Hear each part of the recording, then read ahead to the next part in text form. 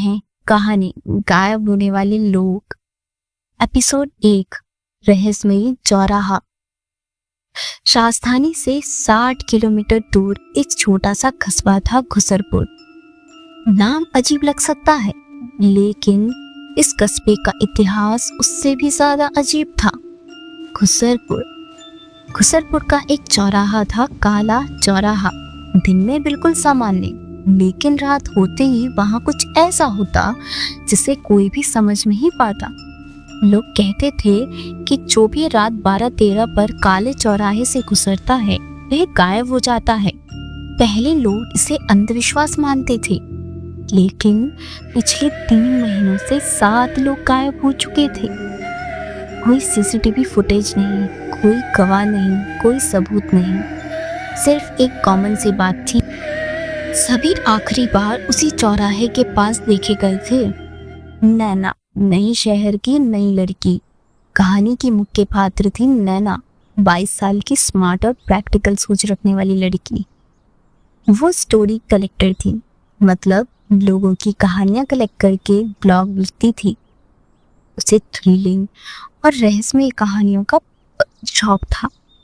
जब उसने काले चौराहे के बारे में सुना तो उसने सोचा, चलो देखते हैं आखिर इस चौराहे में ऐसा क्या है। लोग समझाते रहे, रात में मत जाना, तुम्हें नहीं पता ये जगह कैसी है। पर नैना को ये सब सुनकर ही और ज्यादा उत्सुकता आई। काले चौराहे की पहली रात 11:42। नैना अपने कैमरा, वॉइस रिकॉर्डर और नोटबुक के साथ चौराहे के पास पहुंचती है।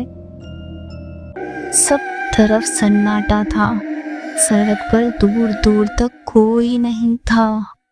हल्की हवा में पेड़ पत्ते फुसफुसा रहे थे।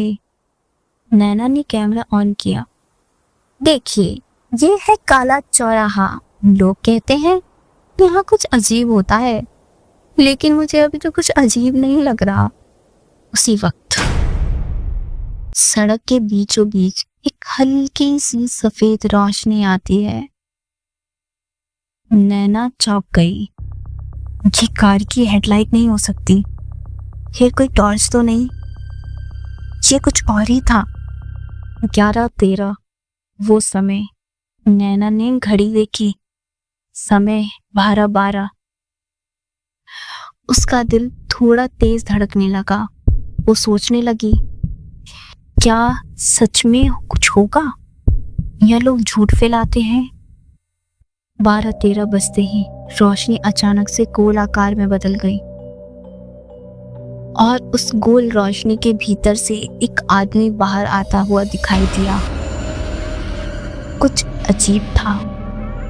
वो आदमी हवा में थोड़ा तैर रहा था, जैसे उसके पैर जमीन को छू ही नहीं रहे हों।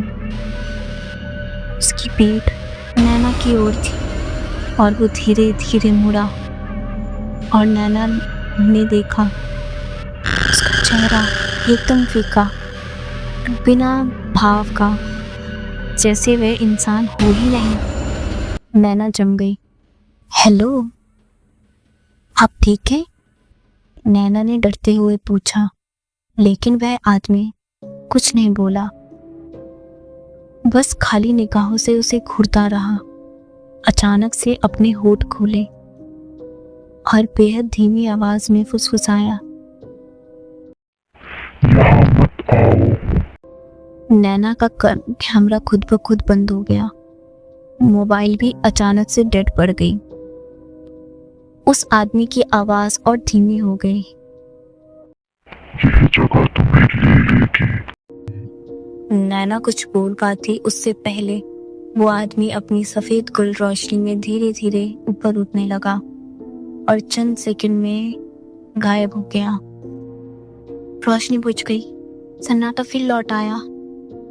लेकिन सबसे बड़ा झटका, नैना जब घर वापस पहुंची तो उसने कैमरा ऑन किया देखने के लिए, पर स्क्रीन पर सिर्फ एक ही शब्द उभर रहा था, रन। ना कोई फुटेज, ना कोई आवाज, ना कोई वीडियो, सिर्फ एक चेतावनी थी, रन। और फिर दरवाजे पर दस्तक हुई। रात के 2:47 बजे। धीरे धीरे